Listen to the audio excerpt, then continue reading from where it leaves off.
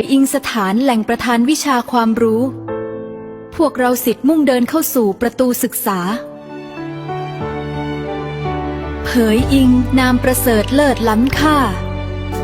จดจำความเมตตาที่ท่านประทานให้ เผยอิงแหล่งรวมน้ำใจไมตรีมีชัย รักสามัคคีร่วมแรงใจชั่วการนาน